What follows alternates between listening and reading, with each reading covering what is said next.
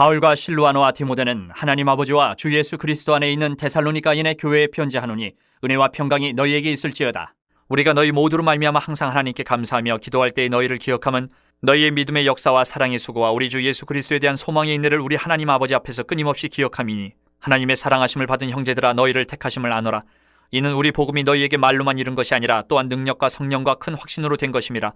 우리가 너희 가운데서 너희를 위하여 어떤 사람이 된 것은 너희가 아는 바와 같으니라. 또 너희는 많은 환난 가운데서 성령의 기쁨으로 말씀을 받아 우리와 주를 본받은 자가 되었으니 그러므로 너희가 마게도냐와 아가야에 있는 모든 믿는 자의 본이 되었느니라. 주의 말씀이 너희에게로부터 마게도냐와 아가야에만 들릴 뿐 아니라 하나님을 향하는 너희 믿음의 소문이 각처에 퍼졌으므로 우리는 아무 말도 할 것이 없노라. 그들이 우리에 대하여 스스로 말하기를 우리가 어떻게 너희 가운데 들어갔는지와 너희가 어떻게 우상을 버리고 하나님께로 돌아와서 살아계시고 참되신 하나님을 섬기는지와 또 죽은 자들 가운데서 다시 살리신 그의 아들이 하늘로부터 강림하실 것을 너희가 어떻게 기다리는지를 말하니 이는 장래의 노하심에서 우리를 건지시는 예수시니라. 유대인 사상가 중에 독일에서 생활을 했던 마르틴 부버라는 사람이 있어요. 이 사람이 만남에 관해서 이렇게 두 가지로 얘기를 한 책을 본 적이 있습니다. 나와 너의 만남, 나와 그것의 만남, 이렇게 만남을 나눈 적이 있는데, 나에게 특별한 대상이 되면 너가 되는 거야. 그렇게 되지 않는 것은 그것이 되는 거예요. 그래서 그것과의 만남은 뭔가 목적을 가지고 같이 그냥 가는 수단, 목적을 향한 수단인데, 이 나와 너의 만남, 나와 그것의 만남, 이 유대인의 말이 우리 기억에도 적용이 되는 것 같아요. 성경에 대해서, 신앙에 관해서도. 오늘 이 처음 읽기 시작한 데살로니가 전서는 바울 사도가 2차 전도 여행을 하면서 데살로니가에서 복음을 전한 짧은 3주간 복음을 전했어요. 길지가 않아요.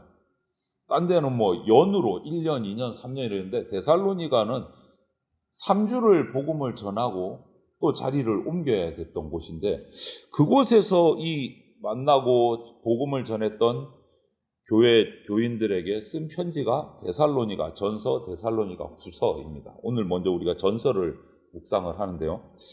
비록 3주라는 어떻게 보면 정말 짧은 시간이에요. 3주면 주일 예배로 따지면 예배 3번 드리면 끝인 거예요. 주일날 예배 3번 드리면 끝인 거예요. 정말 얼굴 익히고 바울 사도가 이런 사람인가도 잘 모르는, 어떻게 보면 아주 짧은 시간 3주 동안 복음을 전하고 신라와 함께 복음을 전하고 떠났던 곳이에요. 그런데 이 짧은 시간 3주였지만 데살로니가 교회는요, 이 바울 사도에게 상당히 강한 인상을 남겼던 것 같아요. 그래서 3주 있다가 떠난 교회에 편지하는 첫 시작이 3절이 이렇게 표현을 해요. 바울 사도가 믿음의 역사와 사랑의 수고와 우리 주 예수 그리스도에 대한 소망의 인내가, 이렇게 표현을 해요. 데살로니가 교회를 기억하는 바울의 심정이 이 표현에 다 드러나는 거예요. 믿음의 역사와 사랑의 수고와 우리 주 예수 그리스도에 대한 소망의 인내가 탁월했던 교회. 3주 있어 보니까 벌써 확 와닿은 거예요. 그 교회 성도들이 얼마나 열정적으로 예수님을 믿었는지를 이렇게 여기에 표현이 다 된 거예요. 하나님의 사랑을 받은 그리스도의 삶에 드러나는 특징은요, 꼭 이런 데살로니가 교회 성도들 같은 거예요. 여기서 나와 그것의 기억, 바울과 데살로니가 교회의 기억이 나타나는 거예요. 그리스도인의 삶의 제대로 된 특징은요, 그럴듯한 말이 아니라 정말 정성 어린 손으로 나오는 수고, 어려움을 감수하는 그 인내의 능력이 그리스도인의 특징이에요. 그냥 말로만이 아니라 표현이 돼야 돼요. 우리가 너무나 잘 아는 믿음, 소망, 사랑, 이것은요 그냥 머릿속에서 떠도는 추상적인 언어가 아니에요. 믿음, 소망, 사랑은 눈에 보이지 않지만 눈에 보이는 게 믿음, 소망, 사랑이에요. 이게 무슨 말이냐면 우리가 그리스도인으로서 살아가는 그 삶, 생활 속에서 정말 힘들지만 나타나는 것이 믿음, 소망, 사랑이에요. 말로만 믿음, 소망, 사랑이 아니라 우리 몸으로, 육체로 표현해내야 되는 것이 믿음, 소망, 사랑이에요. 이것이 행동의 언어인 거예요. 힘겨운 육체의 일처럼 오늘 하루의 삶 속에서 우리가 믿음, 소망, 사랑을 내 생활 속에서 어떻게 나타내고 있는가 우리는 살펴봐야 돼요. 그 모습을 바울은 데살로니가 교회 성도들에게서 본 거예요. 그래서 믿음의 역사와 사랑의 수고와 예수 그리스도에 대한 소망의 인내를 봤다고 표현하는 거예요. 성도로서 삶이 데살로니가 교회에서 보였던 거예요. 그것이 바울 사도가 기억하는 데살로니가 교회에 대한 기억이에요. 어떻습니까? 우리도 이런저런 모양으로 성도로서 수고도 하고 인내도 하는데, 그렇다면 우리의 수고, 우리의 이 인내가 예수님께서 기억하실 만한 수고고 기억하실 만한 인내인가? 한번 생각을 해봐야 되지 않을까 싶어요. 3주 정도 있었는데 그것을 기억하고 편지에다가 적었어요. 믿지 않는 사람들에게도 수고하는 게 있고 인내하는 모습이 있습니다. 꼭 성도만 그런 거 아니죠. 그러나 예수님이 기억하시는 수고와 인내는 다른 거죠. 오늘 사도 바울이 데살로니가 교회를 향해서 표현한 것처럼 주님을 위한 사랑의 수고, 주님을 향한 소망의 인내, 이것이 있어야 된다. 이런 믿음을 가질 때 성령께서 우리에게 역사를 하십니다. 이것이 교회를 향한 사도 바울의 기억이었어요. 나와 그것에게. 그럼 4절, 5절은요. 바울과 데살로니가 교회 그 교인들 간의 개인적인 기억의 모습이 또 나타나요. 아주 특별했던 것 같아요. 데살로니가 교회가 또 사도 바울을 보는 것도 마찬가지고 서로 간에 데살로니가 교회 교인들은요, 바울이 복음을 전하기 위해서 어떤 어려움을 감수하고 있었는지 너무너무 잘 알고 있었어요. 그냥 3주 왔다가 잠시 예배드리고 간 목회자, 이 정도가 아니었던 거예요. 바울의 그 선교사에게 얼마나 어려움 가운데서 목숨을 걸고 하는가를 너무너무 잘 깨달았어요. 짧은 기간이었죠. 그럼 바울은 데살로니가 교회의 그 어려운 상황 속에서도 자기와 함께 동역해서 복음을 전하기 위해서 애썼던 지금도 애쓰고 있는 데살로니가 교인들을 그렇게 기억하고 있는 거예요. 쉽게 말하면 동역의 관계가 뭔지를 보여주고 있는 거예요. 단순하게 그냥 왔다 가는 순회 목회자, 그냥 3주간 있다가 간 목회자, 내가 3주 잠시 예배 드려주고 간 교회, 그 정도가 아니었던 거예요. 동역이라는 말을 쓸 수 있게 돼요. 본문에 주님께서 맡기신 사역에 대해서 동역했던 것이 얼마나 기뻤는지를 표현하고 있어요. 환난과 핍박 가운데서도 서로 온전하게 세워주는 동역자가 있다. 이거는 정말 큰 복이고 기쁨입니다. 여러분의 사역들이 있는데 이게 동역인가? 그냥 같이 하는 건가? 이거는 큰 차이예요. 여러분, 동역이라는 말을 쓰게 되면 그것은 그냥 기계적으로 내 필요한 부품을 끼워 맞춰서 같이 그냥 이 사역, 이 일만 끝내면 돼. 이게 아니에요. 동역이라는 말은 주님이 우리에게 보여주신 그 표대를 향해서 함께 발걸음을 맞춰서 가는 걸 동역이라고 말해요. 그냥 잠시 한 3주 오셨으니까 말씀 듣고 감사합니다 하고 사례비 드리고 이 정도가 아니다라는 거예요. 그건 동역이라고 말하는 거예요. 그런데 3주 짧은 기간이었지만 바울과 데살로니가 교회 교인들 사이에서는 동역의 관계가 형성이 됩니다. 동역의 관계. 그것이 바울의 기억이고 데살로니가 교회 교인들의 기억이었어요. 아주 가까워졌죠. 처음에는 그냥 예배드리러 순회 선교사로 간 거예요. 나는 목회자, 당신들은 교회 교인, 함께 예배 드립시다. 복음 전하고 복음 받고 거기에서 동역의 관계로 한 걸음 더 깊이 들어간 거예요. 그리고 나서 기억은 복음과의 기억이에요. 6절부터 10절이 가장 분량이 커요.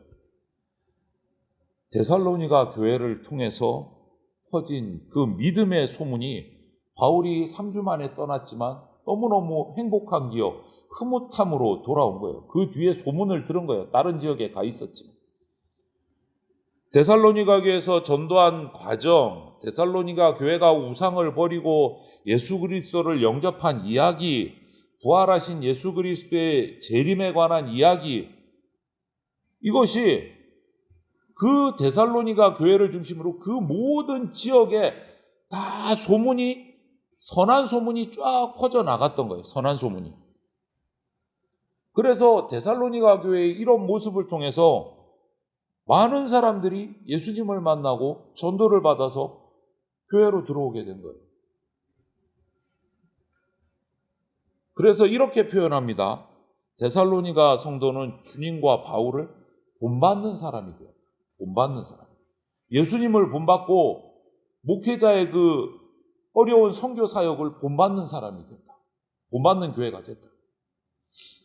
그래서 오늘 표현을 보면 북쪽 마게도냐, 남쪽의 아가야 지역, 그것뿐만 아니라 그 데살로니가 주변 모든 지역에 본이 됐다.